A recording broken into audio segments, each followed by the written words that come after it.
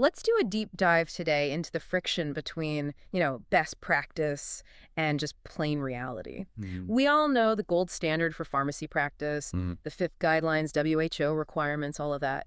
But if you try to paste those rigid standards onto a rural clinic somewhere in sub-Saharan It Africa, just breaks. it breaks. You get non-compliance, or worse, you just drive the entire service underground. Exactly. That's the paradox, isn't it? Yeah. If you set the bar so high that nobody can reach it, they don't even try. They Right. just find a way around it. Right. And that's why this specific set of FIP guidelines is so important. I mean, it wasn't written in some office in Geneva. It was driven by a working group with people from Ghana, Nigeria, South Africa, and Zimbabwe. People who actually know the context on the ground. They live it. And they moved away from this binary pass-fail model. To this stepwise approach. That's the key phrase here. It is. The whole idea is to meet facilities where they are. It's about creating a ladder, so to speak. So the goal isn't immediate perfection. It's just helping people get to the next rung. Precisely. Mhm. Incremental improvement. That's the mission. And you really see that play out with the workforce standards. I mean, the data shows this huge gap between urban and rural pharmacy access right across the continent. Oh, it's massive.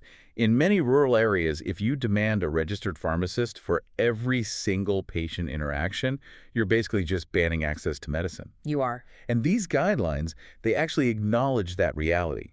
Step one for personnel isn't a pharmacist. What is it? It's a community healthcare worker, someone with basic pharmaceutical training who can handle a limited range of essential medicines. Wow.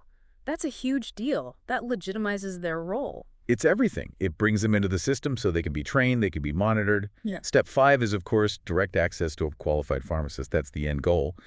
But by defining step one, you make sure that person working alone in some remote outpost isn't operating in the shadows. And I'm guessing that same logic applies to the actual buildings, the premises. It does. We have to sort of strip away our idea of a corner pharmacy. Step one for a premise is defined as a secure, insulated container. A container, not even a building. But look at the key words there, secure and insulated. This isn't permission to be careless. It just recognizes you can maintain the cold chain and security without a brick-and-mortar shop. The core requirements, protection from light, from heat, from pests, those are still absolute. Okay, this is where it gets really practical down to the dispensing. The guidelines define the minimum standard for a container. And step one, it isn't a childproof vial. No, it's an airtight plastic wallet. A plastic wallet. Right, which might sound way too low-tech to some, but think about it. In a hot, humid climate, that airtight seal is the difference between a viable medicine and a lump of degraded chemicals. It sets a functional floor. And this is crucial, while the container can be basic, the information on it cannot be. Absolutely not negotiable. Even at step one, with that plastic wallet, the label has to have the generic name, the strength, the dose, and the patient's name. You don't get to skip safety.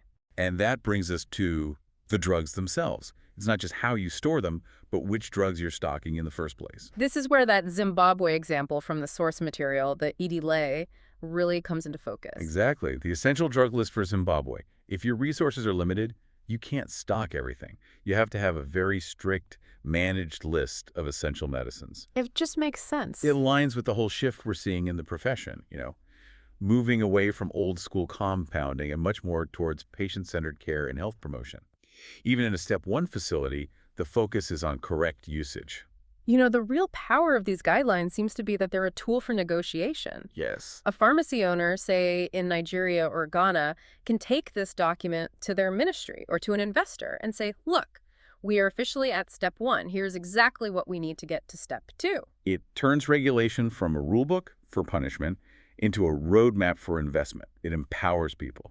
But that leaves us with a really tough question, maybe for the regulators listening. This stepwise approach is great for development, but it creates this dilemma for enforcement. The big question. Yeah. At what point do you decide a facility is ready to be forced from step one to step two? Push too soon, you could break the business and the community loses its only access. Don't push hard enough, and quality stagnates at the bottom. It's a very fine line to walk. Where do you even begin to draw that line? That's our thought for this deep dive. Thanks for listening.